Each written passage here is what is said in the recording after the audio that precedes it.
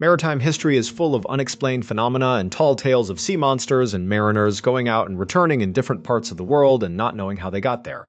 You have abandoned ships, you have all these crazy things that happen out on the ocean, and many of them are just stories.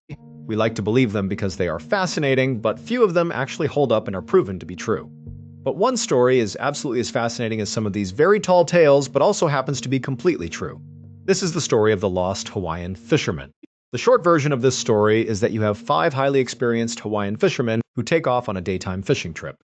The weather turns really bad while they are out on the water and they do not return. Despite an extensive search effort, they are not located. And after a year, the families and friends of the lost fishermen, they host a memorial service and assume that their loved ones are gone forever. But 9 years later, they make a discovery on a very small island 2,300 miles away that calls into question the entire story. It is an amazing story, and it is a tragic story, but it is one worth listening to right to the very end. Scott Moorman was born in 1952 in the San Fernando Valley in California. At a young age, he loved the television show Adventures in Paradise. This show was about a crew of young sailors who would travel the South Pacific looking for adventure and picking up passengers along the way. It was a brilliant show to him, and he became absolutely obsessed with the idea of living in the South Pacific when he got older.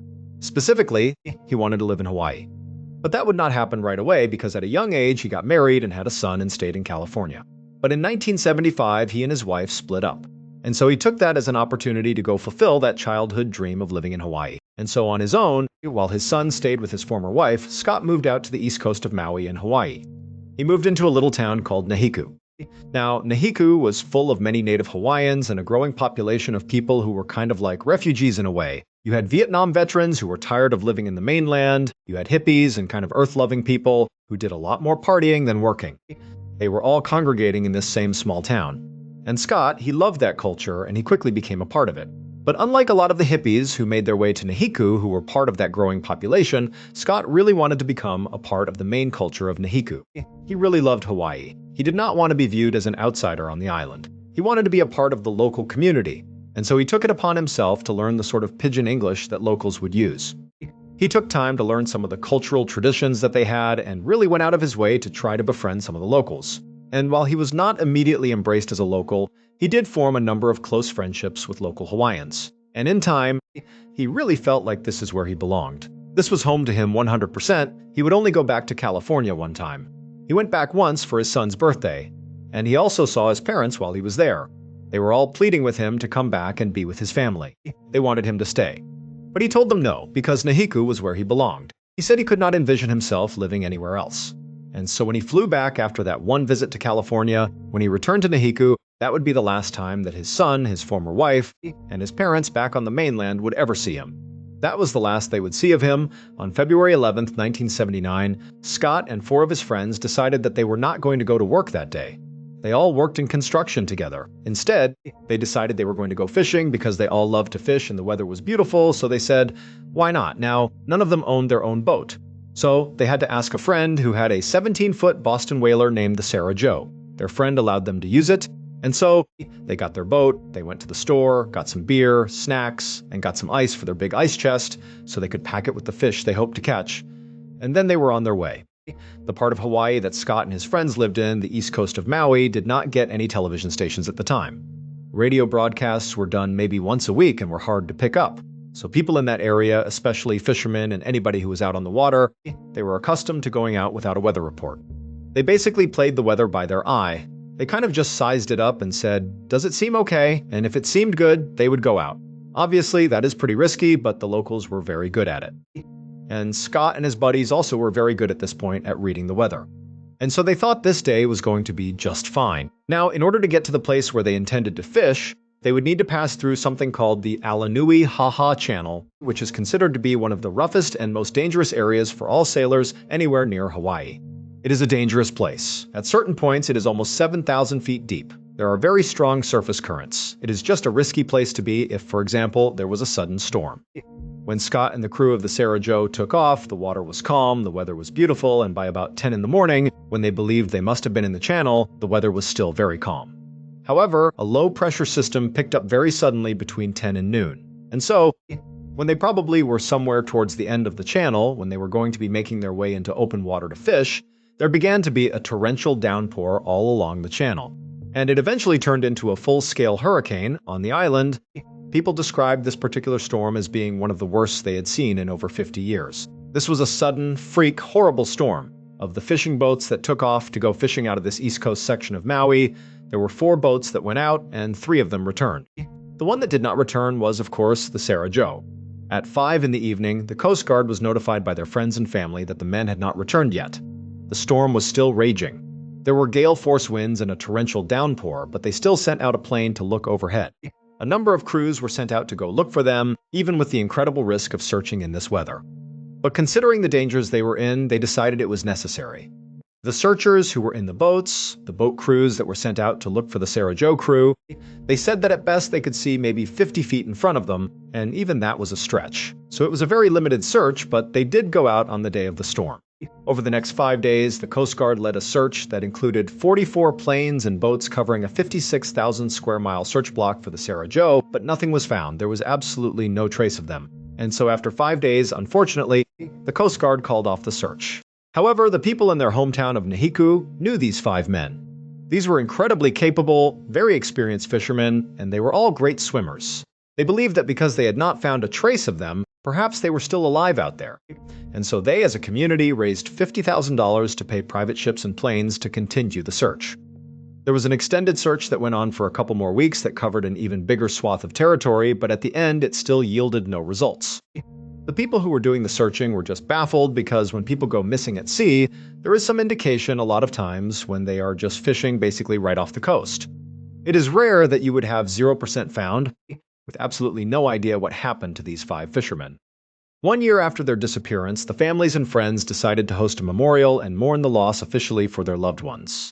It was believed at this point that they had all perished, but then, 2,300 miles southwest of the Hawaiian Islands lies a tiny little stretch of islands called the Taongi Atoll. These little tiny strips of land, which were barely higher than sea level, barely sustained any life. There were a couple of scrub plants that took hold here and there, but there was no fresh water. The only recorded human life that had ever been there was during World War II, when a number of Japanese soldiers were stranded there briefly. It is 200 miles from the nearest inhabited land, and it is very far from any major shipping lane. It is just a place that, as a human being, you do not want to go. In fact, when the United States was testing the atomic bomb, this atoll was considered to be a great spot to test it because no one was there and no one was anywhere near it. It was incredibly isolated. On September 10, 1988, marine biologist John Enton, along with 4 other crew members, descended upon the Taongi Atoll. They were sent there by the Marshall Islands to find a suitable wildlife sanctuary for some sea turtles and seabirds. Within 30 minutes of arriving at the atoll, John and his crew saw what looked like a skeleton of a boat, a Boston whaler boat that was down on the shore. John was actually a resident of Maui, so he was from Hawaii. And he saw on the back of this skeletal remains of the boat the letters HA, which meant it was registered in Hawaii. And so he was intrigued because they were 2,300 miles from Hawaii. He started moving the sand away to get a better look to see if there was any more writing on the boat, and he made out a couple of letters, an S, an R, an H, an O, an E, and he put it together. He realized this was the Sarah Joe. This was the boat that went missing 9 years earlier. The reason he knew it that quickly was because he was one of the people deeply involved in the search efforts to find those lost fishermen. He was leading search groups. He was totally committed to finding them. And here he was, in a crazy twist of fate, 2,300 miles away, almost a decade later, finding the boat now. The boat did not initially provide any sort of information about where the fishermen might be. There was nothing on it. It was just the wood, very degraded from water, wear, and But the crew decided that they would search the island and just look around because perhaps the crew, even if it was years and years ago, maybe they landed here and then they ultimately perished once they were here. They thought maybe they could find their remains or just some sign that they might have been here. John walked about 100 yards away from the Sarah Joe, and he saw what looked like a crudely constructed cross made out of driftwood. And below it, he could see that there was a bunch of rocks that had been placed definitely in some sort of decorative way. And it looked like a grave site. Considering what they were looking for, he thought, there is the first of the bodies that we are going to find. He called over his crew, and so they began moving some things aside. They did not want to totally disturb the grave just to be respectful. But a little ways down, they discovered the inside of the grave contained not only bones, but they found a little book. The book had no writing in it, and it is hard to even call it a book. It was more like a stack of papers. But on each page, there was a little square cut out of tinfoil that sat on the page. Basically, every page had a little square of tinfoil and nothing else to it. No one knew what it meant. But undoubtedly, Somebody had very clearly buried somebody else right here in a very shallow grave and had left this little book in here with whoever was buried here. And so, while John and a couple of his crew were looking at this book and trying to make sense of it, one of his crew members, who was just standing back looking at the site, commented that the bones in that grave were not very bleached. Now, if a bone has been sitting out in the sun for a long time, it will basically bleach and become totally white. Everything comes off the bone. These bones looked relatively fresh, so whoever was buried here, they had been buried recently. At this point, John and his crew basically abandoned their wildlife sanctuary research, and they began scouring this little scrub of land in the Taeyonggi Atoll for any other signs of things that could have to do with the Sarah Jo crew. But they found nothing else, and so they reported back to the Coast Guard and alerted the martial authorities about what was found on the island, and they sent out a couple of forensic experts to examine the bones. They were able to determine that the bones in the grave belonged to Scott Mormon. When news got back to the Hawaiian mainland that Scott Mormon had been found, the family members of the other 4 fishermen who went missing on the Sarah Jo hired private detectives to go scour the Taeyonggi Atoll. They wanted them to look everywhere and see if they could find their loved ones' remains. And so this team of private detectives, along with a dive team and all these people, were sent to the Taeyonggi Atoll, and they looked everywhere. They were digging up the sand, they had dive teams going out into the water, they were really leaving no stone unturned. But all they were able to find was the outboard motor of the Sarah Jo, which was a little ways off the coast from where the boat itself was found, wedged in some coral. And then they also found a handful of more bones on the beach near where that shallow grave where Scott Mormon was buried, but those bones also belonged to Scott Mormon. There was nothing else found of the other 4 fishermen and no indication of what happened to the boat. There was nothing. And in fact, researchers who were able to look at the bones of Scott Mormon did not find enough evidence to help them determine a cause of death. So, we do not even know how he passed away or when he passed away. However, it was determined, just based on the bleaching of the bones, that it was a relatively recent death. While it was a very big deal that they located Scott Mormon's remains on the Taeyonggi Atoll, even though it was 10 years later, this was a really big deal, not only for the families of the fishermen, but for anybody involved. But there was an additional revelation once Scott Mormon's bones were found that basically turned this case upside down. There were already a bunch of questions, like who buried Scott Mormon? How did Scott Mormon become freshly buried almost a decade later? How long had they been there? These are basic questions that you are going to ask, but there was one fact that nobody seemed to be able to reconcile, and that was that 6 years after they went missing, the Marshall Islands conducted a government survey of the Taeyonggi Atoll. This meant they scoured the islands, all those little strips of land that make up the Taeyonggi Atoll. They scoured it, taking measurements and basically mapping out the area in preparation for potentially turning it into a wildlife sanctuary. So they looked everywhere on that atoll 6 years after the Sarah Jo went missing. They went missing, and then 6 years later, there was this government survey of the Taeyonggi Atoll. And guess what? They ended up looking at that survey, and there was no boat. There was no shallow grave. There was nothing. It was just an uninhabited strip of land and nothing else. There were no boats there. Experts, when this was revealed, said that if the crew of the Sarah Jo had gone dead in the water following the storm, they could have drifted the 2,300 miles to the Taeyonggi Atoll in roughly 3 months. But they were not there at the 6-year mark. So what were they doing between the disappearance and the 6-year mark, which would have been the earliest they could have arrived because prior to that they would have been discovered during this audit. So you have a 6-year gap where no one can account for where they were. Even if they made it to the Taeyonggi Atoll 6 years and a day after they disappeared, that would mean they had been somehow surviving in the open ocean for 6 years and just so happened to land at the Taeyonggi Atoll 6 years and a day later, basically just after the survey was done. Let us say they made it there. Who buried Scott Mormon? And what was the booklet that was buried with him with the tinfoil squares? This is a totally uninhabited stretch of land. There was no one there to perform any sort of burial ritual. Even if we are willing to say that maybe one of the other fishermen buried Scott Mormon, then where are the other fishermen? Some people wonder, are they still alive? It is a mystery that just ends in a bunch of questions. Now, while the mystery of the Sarah Jo is a modern puzzle, history has a way of hiding even larger vanishings. If you look at the older cases, the accuracy of information can sometimes be up for grabs, but there is one case that is the oldest unsolved mystery in American history, and it is a case that has fascinated people for centuries. There have been some recent discoveries, as recent as 2011, that totally changed the theories about what could have happened. And the case is the lost colony of Roanoke. The story is that when England first tried to colonize America, they set up a colony on Roanoke Island, which is right off the coast of North Carolina. And when it was not going very well and the early colonists needed more supplies, they sent their leader back to England to get more supplies. But when he came back, the colony was gone. all 115 people were gone without a trace. And all that was left were two strange messages. One was on a tree, and one was on a fence post right where the colony used to be. For centuries, historians and amateur sleuths alike have debated what those messages mean. But a recent discovery in 2011 completely changes the interpretation of what happened at Roanoke. By the late 1500s, England wanted to colonize America. And in the early 1580s, an Englishman by the name of Sir Walter Raleigh was basically given a permit to go colonize America. It said that he had until 1591 to colonize somewhere in America, and if he could not do it by then, he would lose his permit. He started getting funding together, and he started looking on a map to figure out where would be a good spot to land.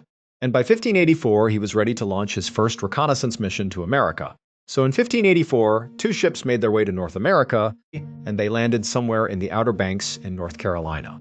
They landed, and they actually quickly befriended the local Native Americans who were there. And in fact, they invited these English people to come to their village, which was on Roanoke Island, also in North Carolina, not too far from the Outer Banks. And so these early English settlers were brought to this village, and they were able to coexist with the Native Americans really beautifully. They were sharing trade secrets, learning how to hunt, and learning how to do all the things that you would need if you were going to live in this new land. They were being embraced by the local population, which was huge. So after 1 month of this reconnaissance mission, that group of early settlers was really excited about the possibilities of settling in America. So they made their way back to England, and they shared their findings with Sir Walter Raleigh, and preparations immediately began to launch an actual colonization effort into Roanoke. 1 year after this initial reconnaissance mission, Sir Walter Raleigh was ready to launch this full-fledged effort to colonize America. And so, he sent 7 ships with 600 men and supplies that were designed to last that group of people for a full year. Everything was going beautifully. They were sailing their way over to America. And when they reached the Outer Banks, their flagship, the biggest and best ship they had that was carrying the bulk of their supplies, their food, and their fresh water, ran ground. A lot of their supplies fell into the ocean and were spoiled. This was a devastating blow. They knew immediately that not everybody on this fleet could actually land there. So they sent 500 men back to England and only landed 100 of the original 600 in Roanoke. Now, as soon as this second round of settlers, these 100 men, landed in Roanoke, they went and spoke with the local Native Americans. There were already good relationships built from that first reconnaissance mission. And these settlers were given permission by the local natives to build their colony in Roanoke. So they began constructing their colony, and everything was going off without a hitch. In fact, the Native Americans were incredibly generous. They worked closely with the settlers and did their best to support them however they could. Now, the settlers still needed more supplies. They did not have the robust supply they had planned on having because much of it was destroyed in that shipwreck as they initially made their way in. So, they had been promised by the 500 returning crew members that they were going to send supplies by the following winter. They were anticipating this shipment of new supplies, and as they got closer to the wintertime, the 100 settlers who were there were running incredibly low on supplies, to the point where they actually basically ran out. And so, they had to rely on the local Native Americans' generosity just to stay alive.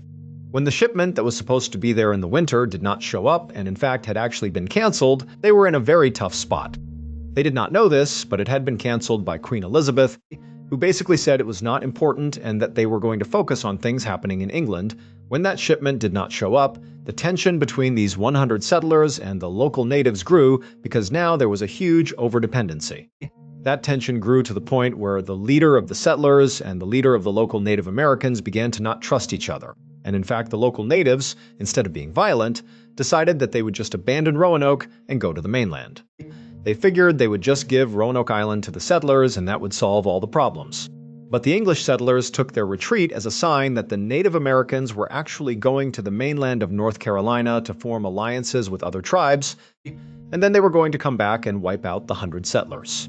We do not know if that is true because what happened next is the English settlers, in a fit of paranoia, preemptively crossed the water and made it to the mainland. They attacked the Native Americans who had previously been helping them and keeping them alive, and they actually wiped them out. These English settlers came back to Roanoke Island, and now the paranoia was even higher because they did not have supplies. They did not know how to live there, and they had basically started a war. And it just so happened that an English-bound fleet was passing by the area on their way back to England. When they stopped at the colony, the settlers were basically in a panic. At this point, they had recently wiped out this Native American tribe, and they were freaking out about what was going to happen to them. They were in such a rush to abandon the colony and evacuate that only 97 of them got on the ships and left. They literally left 3 people there. They said, well, they are not here for the evacuation, so we are out of here. And so, sure enough, that fleet took the 97 settlers and left, leaving those 3 settlers to fend for themselves. And then, just days after this evacuation, Sir Walter Raleigh sent additional ships with resupplies and reinforcements to Roanoke. They arrived just a couple of days after this mass evacuation. But when they arrived, the colony was abandoned, and they did not find those 3 men who were left there. So, Sir Walter Raleigh's reinforcements just left, and then a couple of weeks later, another English-bound fleet passed by Roanoke and stopped to check in on the colony, and they found it abandoned. Because they had so many people on this fleet that was passing by, they decided to leave 15 crew members at the colony because they felt like this was an English colony, it was not in total disrepair, and perhaps it would be useful to the crown. So they left 15 crew members to basically guard the outpost while they went back to England to figure out what was going to happen next. It would be months before anybody went back to Roanoke. So those 15 crew members were kind of hung out to dry, but a man by the name of John White, who had been a part of that initial failed colony in Roanoke and had evacuated back to England, was still eager to colonize America. And so he actually convinced Sir Walter Raleigh to launch a new expedition back to America to try to recolonize, not in Roanoke, but slightly north in the Chesapeake Bay, which was viewed as a more fertile and more advantageous position. And in 1587, they sent out 3 ships back to America to try this colonization effort all over again. It is important to note that unlike the first effort, which was much more militaristic with 600 men sent to America, this time it was going to be a more civilian approach, where men, women, and children were being sent over to colonize. With John White as the captain of these 3 ships, they made their way towards America. Again, their plan was to go north to the Chesapeake Bay area, but they intended to pass by Roanoke on purpose because they knew about those 15 crew members who had been left there almost a year prior. They intended to stop at Roanoke and basically have a meeting with those crew members, give them supplies if they needed them, and then make their way up to the Chesapeake Bay. However, something strange happened. The chief navigator, a man by the name of Simon Fernandez, who had navigated during the initial reconnaissance mission and the second trip, was navigating for this third trip with John White. He had the charisma of a real leader and was very well respected. He was an incredible sailor, and even though John White was technically the captain, really it was Fernandez who had the respect of all of the people on this trip. For some reason, Fernandez decided that he just did not want them to go up to the Chesapeake Bay. Instead, when they got to Roanoke to have this meeting with the 15 crew members, he basically told everybody to get off. He told them they were not going to go north, and that everybody who was there to colonize should go ahead and get off because they were leaving. John White did not put up a fight. He recognized that the pull this guy had was going to be too much, and the crew and everybody who was there just kind of accepted it. And so, even though it was a total deviation, they began to colonize Roanoke, even though that was never their plan. As they were descending upon Roanoke, they were getting ready to meet with these 15 crew members who they hoped were still alive, but there was no sign of them. There was no sign of the crew who had been left behind, and all they found was a little pile of bones. John White speculated that perhaps this was a sign that the crew members were attacked by the Native Americans who were seeking revenge because of what the previous group of English settlers had done.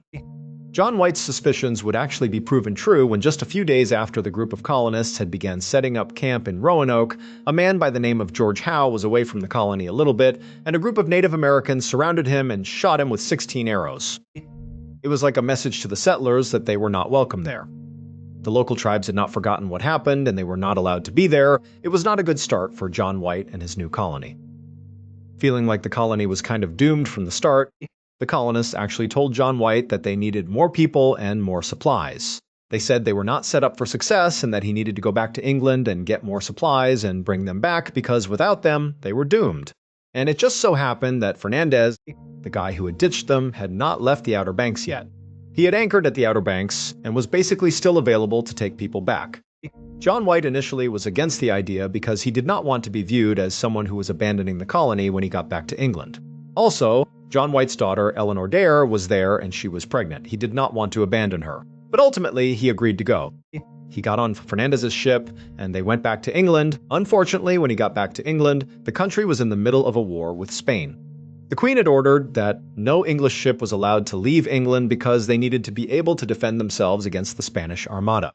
And so he was not able to leave England to go back to Roanoke, whether he had supplies or not, for 3 years. 3 years went by and he finally, with the help of Sir Walter Raleigh, was able to be put on a convoy of ships that was going back to America with the necessary supplies. So it was 1590, 3 years since John White had left Roanoke. He was back and he had the supplies. They got to the Outer Banks, and they got in their small boats to make their journey up to the north side of Roanoke so they could get on the island and check out what was happening. When they landed on the north side of Roanoke, they started yelling to try to get anybody's attention. There was no answer. As they walked up into the woods, they noticed that there were some fresh footprints right on the beach and in the woods itself. But again, no one was coming to greet them, which was a bad omen. If there were fresh tracks, and it was an English settler, they would be eager to come see them. If it was a Native American, it could mean they did not trust the English settlers and did not want to show themselves. They started moving in to where the Roanoke colony was, and they saw 3 letters carved on a tree. It just said CRO on a tree as they were making their way into the colony. They were yelling the whole time trying to get anybody's attention, and no one was calling out. There was no sign of life anywhere. They kept moving closer, and then they reached the colony. The colony, when they left, had not been heavily fortified. But now it was very heavily fortified with big wooden pikes lining the outside of what basically looked like a fort. And on one of the wooden posts that was fortifying the outside of the colony was carved the word Croatoan. There was nobody inside of this heavily fortified colony. It looked like no one had been there in years. The grass was overgrown, and basically anything of value had been looted. The only things left were really heavy objects that would have been difficult to move. But there was also no sign of a struggle. There were no human remains anywhere, and no clear sign of a battle. This well-fortified area showed they were at least anticipating some sort of attack, but there was no sign of a struggle. They were just gone. John White wrote about this experience. He was not actually immediately concerned because the writing he saw on the tree and on the wooden post meant something really specific to him. Before he left to go back to England to get the supplies, he had spoken with the people who would be staying there and said, "Look, if you need to abandon Roanoke for any reason, we need to have a system worked out. If I come back and you are gone, I need to know what happened. You need to leave me a clue. You need to write a clue somewhere of where your destination is. If you are going by choice, just write the destination. If you are being forced, write the destination with a cross carved above it. That would signify that you have left in distress." And so when he saw Croatoan and CRO on the tree and there was no cross, to him that meant they had simply relocated to the island of Croatoan, which was 50 miles to the south. He had detailed in his notes before he left Roanoke in 1587 that the settlers had been talking about leaving Roanoke and moving 50 miles to the mainland, not 50 miles south to another island. The concern was that Roanoke Island was isolated. So why would they go to another island? It made more sense to go to the mainland. John White believed they had relocated to Croatoan Island, and so he took his men, went back to the ship, and they began to set their course to go south the 50 miles to Croatoan Island. But as fate would have it, the anchor line snapped as they were trying to make their way south. The weather was getting progressively worse, and they started drifting further and further north until finally, the captain of the crew said they could not go to Croatoan Island. It was not going to be possible in that storm. And so they had to return to England. John White never would return to America. He ended up dying with absolutely no idea what happened to the colony. No one really knew what happened. It was just this huge cliffhanger. The assumption was that they had gone to Croatoan Island, but no one could prove that they really had. For centuries, people just speculated. There was the assumption that perhaps they did just go to Croatoan and eventually assimilated with the Native Americans there. There were other theories that they were wiped out by angry Native Americans. But it was all just assumptions until the 1930s, when a small stone was found by a man out walking. He turned it into a museum, and they looked at it, and it appeared to be written by Eleanor Dare, the daughter of John White. She detailed what had happened. As she wrote that half of the colony got wiped out by Native Americans, another percentage were taken captive, and there were only a couple of survivors left who were barely able to survive and did not expect to live very long. At the time this stone was found, everybody knew that the last they had heard from the colony was that they had likely gone to Croatoan Island. Why would there be this stone, written by the daughter of John White, 50 miles to the north of Roanoke? It did not really add up, and so many people speculated that the stone was just a fake, a hoax. But in 2011, a major discovery was made in the Roanoke case that actually lent a lot of credibility to the stone that Eleanor Dare had apparently written. John White was a painter by trade, and he had created all these maps of the area. It was customary when making a map at the time.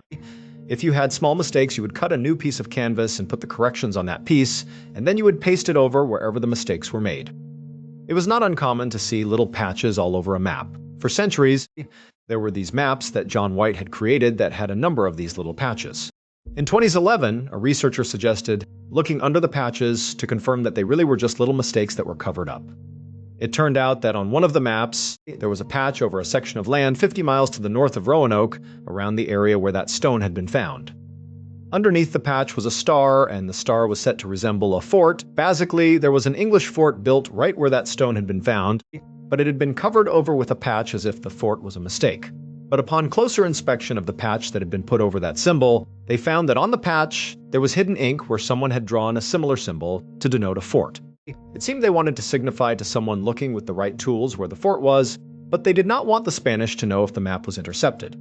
Researchers began calling that site where the patch was Site X. Now, Site X is 50 miles to the north of Roanoke. This location lined up with what the settlers had originally said they were going to do, and you have that stone written by Eleanor Dare at the same location. Archaeologists descended upon the area that was Site X, and while they have not found a complete fort in the area, they have found metal and pottery that is indicative of an early English settlement. They are still doing archaeological digs and research to try to determine if that is where the Roanoke colony went. But even if that is the answer, it still does not answer why Croatoan was written on the fence post, or why CRO was on the tree. And how is it that with all these eyes and all this interest in this case, no one has ever found even one of the remains of the 115 colonists who apparently just vanished? If vanishing like that sounds like something from the distant past, the truth is that it is still happening today. Something very strange seems to be going on inside of national parks in North America. Every year, hundreds of people go missing in these parks. These parks are huge expanses of wilderness, so it is not particularly unusual that people might go missing inside of them. But every year, of those hundreds of people who go missing, there are always a few who go missing under very strange circumstances. Either the way in which they disappear does not really add up, where someone will be watching them, turn around for a second, and then turn back and that person is missing without a trace. Or you will have instances where someone goes missing, there is an extensive search with no trace found, and then they are found miles away in locations that are almost impossible to get to. One man, David Politis, a former police detective, began researching these very strange disappearances inside of national parks. It started when a park ranger approached him and suggested he look into it. After looking into it, he discovered that there were so many oddities around many of these strange disappearances. He saw many overlaps and similarities. He has examined thousands of these strange cases, dedicating over 10,000 hours of research. He has written several books under the name Missing 4111. While he does not actually take a definitive stance as to what is causing these disappearances, many people who follow these cases are led to believe that something unusual is happening in the wilderness. Let us look at 5 of the most bizarre cases. On Father's Day weekend 1969, 6-year-old Dennis Martin, his brother, his father, and his grandfather headed up to the Smoky Mountains to go camping. This was a family tradition on Father's Day, and they were really excited about it. They got to the same campsite they always used and set up. They had a wonderful first night. The next day, another camper in the area happened to walk by and saw that Dennis and his brother were playing. This camper had kids as well, and he asked Dennis's father if it would be okay if he brought his kids by so they could play together. Dennis's father said sure. The man got his kids, they came back, and before long, all the kids were playing hide and seek. Dennis's father said he had his eye on Dennis the whole time. He was just at a distance, but he was watching his son to make sure he did not get lost. At one point, all the kids went to hide from the parents. The parents called out for them to show themselves. All the kids except for Dennis showed themselves. Dennis's father had watched Dennis go behind a particular tree. He watched him do it. He was watching the whole time. And so when they said, "Come on out," and he did not come out, the father was not that concerned because he knew exactly where his son was. After a few moments, he yelled to his son directly and started walking over, saying, "Dennis, come out. I know you were behind the tree." But when he finally got over there, Dennis was not there. Dennis's father immediately started running off into the woods, screaming for his son. He ended up running almost 2 miles up the Appalachian Trail just hollering for his son, but he could not find him. The rest of the family broke up and searched the area because they thought he could not have gone very far. He was literally just there. Dennis's father kept saying, "I watched him go behind the tree. I do not know where he is, but I watched him go behind it." A massive search ensued. It was the biggest search in park history, with 1,500 searchers, including the Army Green Berets. They combed a 60-square-mile plot. They looked everywhere, and there was nothing. There was no trace, no scent, and no clothing connected to Dennis Martin anywhere. They went back to Dennis's father and asked him to describe what he saw again because it did not add up. If he was looking at the tree and the boy was right there, how could he have vanished? No one knew. There was no closure, and he was just gone years later when David Politis was doing his research. He interviewed other families who had been at the campground at the same time. One of those families was the Key family. They had asked a park ranger where they could go on the campground, where they might be able to see some bears. The park ranger told them they could go over to a certain section, but to be careful. They headed over there and were looking for bears. One of their children heard a scream and directed the family to look in that direction. From their vantage point, they could see up onto the side of a mountain where there were sparse trees. They saw what looked like a bear running along the mountainside with something slung over its shoulder. But the interesting thing about this bear was that the father said it did not really act like a bear. It was acting more like a human in the way it was running.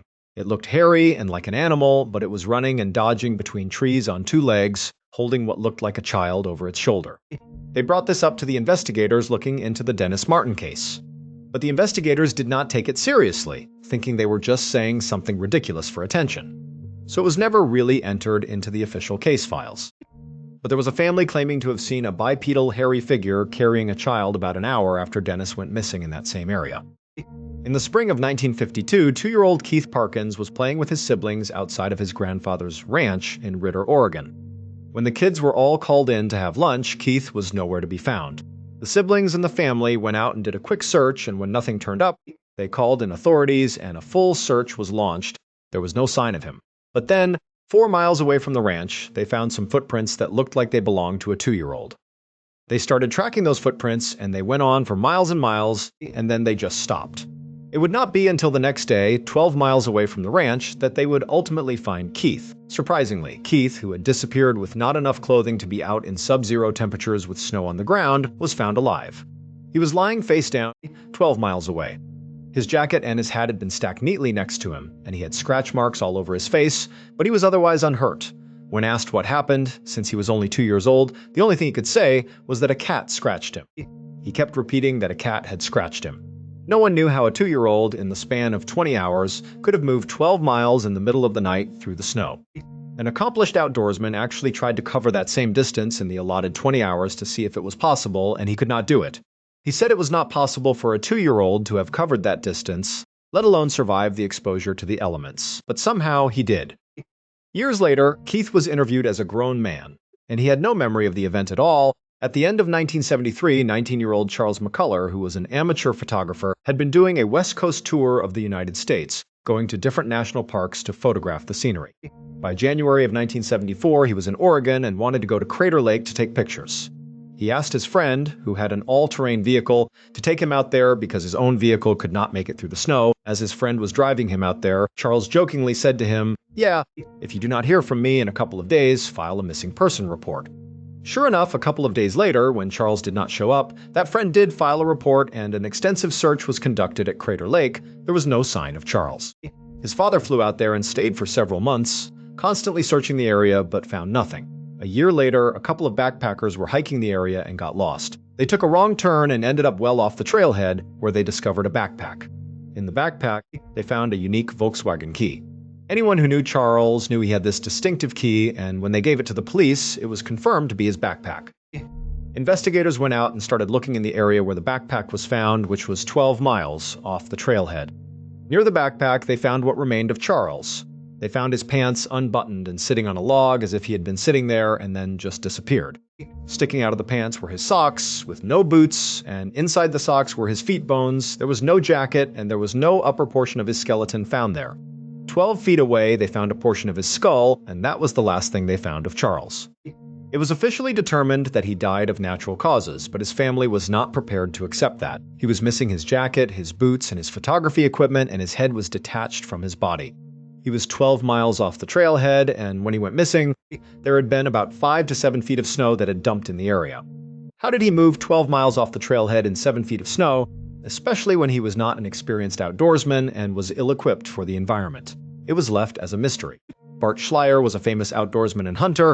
He was one of those people who could be dropped into any environment and not only survive, but thrive. He had spent months in Siberia tracking and catching Siberian tigers and was a world-renowned tracker. He was a very rugged and competent outdoorsman.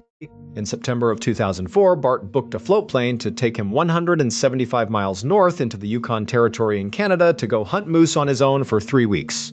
He had all the right equipment, and no one thought twice about his safety.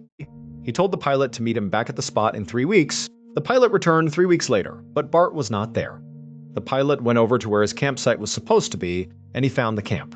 It looked like someone was still living there, and it had not been disturbed or destroyed. Near the camp, he found a dry bag that looked like it had an indent on it where someone might have been sitting up against a tree. Next to the tree was his bow and some arrows. It looked like an area where a hunter would sit to call in moose, but there was no sign of Bart. Near the dry bag, they found Bart's teeth and a couple of shards of bone. The initial theory was that a large predator must have snuck up on him and killed him, but there were major problems with that theory. Bart was so accomplished in the wilderness that his friends said he would never let a predator sneak up on him like that. Also, in the area where his teeth and bones were found, there was no sign of a struggle. There were no broken branches or marks on the ground showing a fight.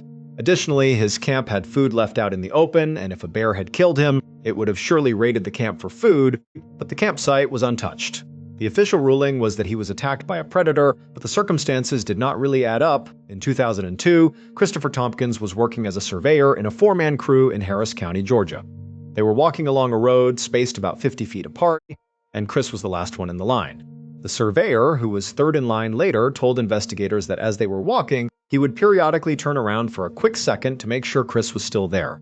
They were walking along, and with no sound or any indication that anything was wrong, the man turned around, saw Chris, and kept walking. A few minutes later, he turned around again, and Chris was completely gone. The man called out to the other two, and they went back to look for him. They started walking down the road toward where he had been, and they found a pile of loose change on the ground, along with some of his pocket tools. Then they saw one of his boots stuck in the top of a barbed wire fence that was running along the road. There was nothing else. They searched the area, but there was no sign of him. It made no sense to the crew, especially the guy who had just seen him a minute earlier. They did not find any trace of him during the investigation. 9 months later, they found his other boot near a swamp 900 yards away, but it did not provide any more clarity.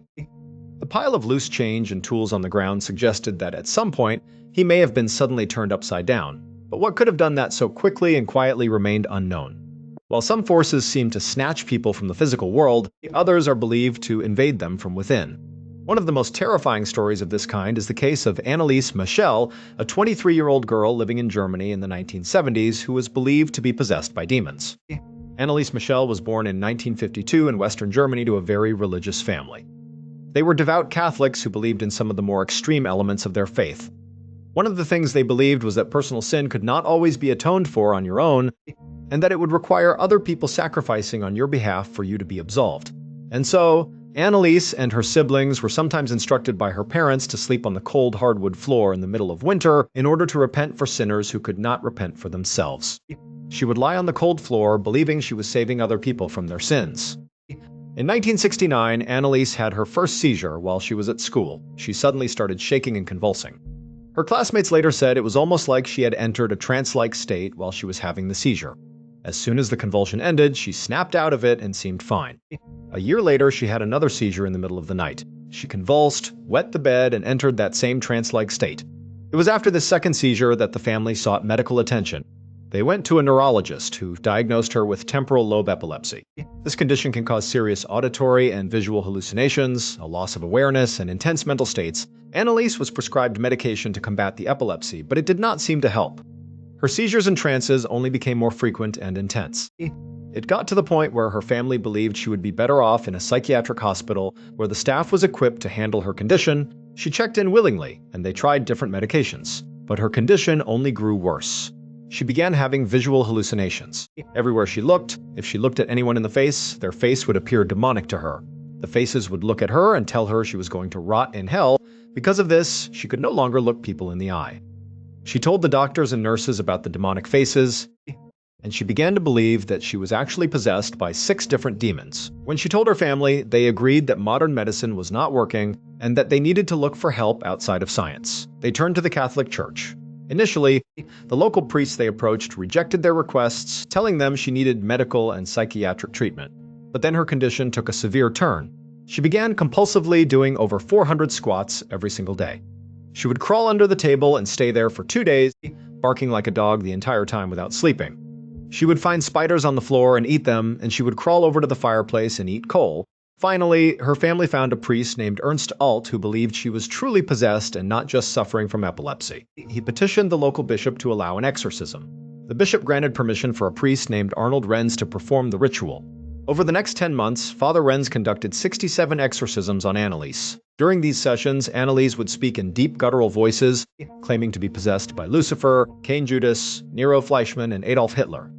The sessions were recorded on audio tape, capturing the chilling and unnatural voices coming from the young woman. At first, the exorcism seemed to bring some relief. The seizures stopped for a time, and she was even able to return to her university studies and attend church. But the relief did not last. In the spring of 1976, her violent convulsions returned and she became aggressive toward her family. When she was left alone, she would self-harm. She stopped eating, claiming the demons would not allow her to.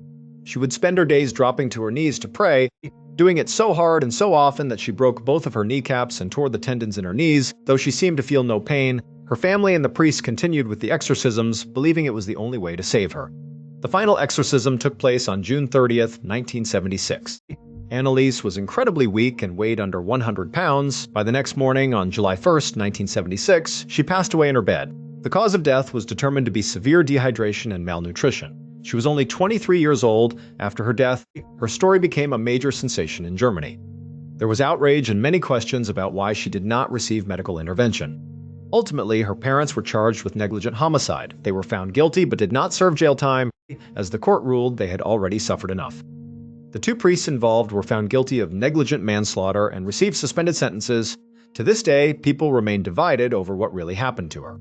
Some believe she was truly possessed, while others believe she suffered from severe mental illness and epilepsy and was failed by both the medical system and her family's extreme beliefs. Her grave has since become a place of pilgrimage for those who believe she sacrificed herself. These stories of the lost and the vanished, whether in the deep woods, the open ocean, or the corners of the mind, remind us of how much we still do not understand about the world around us. Thank you so much for watching. Let me know what you thought of today's episode in the comments. And remember, we have a whole playlist of true crime episodes ready for you to binge right now. Until next time, see ya.